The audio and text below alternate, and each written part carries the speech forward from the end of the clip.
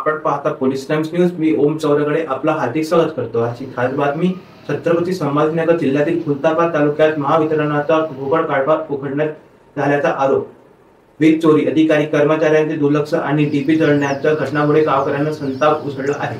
खुलताबाद तालुक्यातील पिंपरी गावात आसपासच्या गावांमध्ये संध्याकाळी तारेवर आकडे टाकून वीज चोरी थडथडीपणे सुरू असल्याचे दृश्य समोर आले आहे। महावितरणाचे अधिकारी आणि कर्मचारी जाणीवपूर्वक दुर्लक्ष करतात असल्याचे आरोप गावकऱ्यांनी केला आहे। वीज चोरीमुळे वाढलेला लोड थेट टीपीवर पडत आहे आणि परिणामी टीपी चढण्याच्या घटना वाढल्या आहेत। घरातील टीव्ही, फ्रीज, पंखे, मोटारी सारख्या अनेक इलेक्ट्रॉनिक वस्तू जळून नुकसान होत आहे। गावातील ग्राहक आर्थिक अडचणी सापडले असून अनेकांचे प्रश्न। महावितरणाला आमच्या जीवाची पर्वा नाही का? गावातील काही नाराज नागरिकांनी आरोप केला आहे की काही कर्मचारी आणि वीज ग्राहकांचे संगमत असल्यामुळे वीज चोरी फेरफटका सुरू आहे।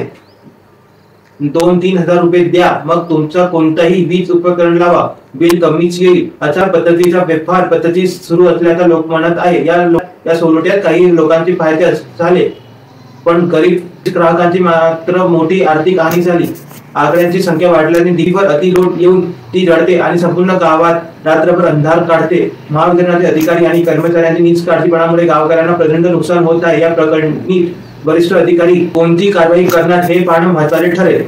छत्रपती संभाजीनगर प्रतिनिधी आजीनाथ बारकड यांच्यासह मी ओम चौरगडे, पोलीस टाइम्स न्यूज। नमस्कार।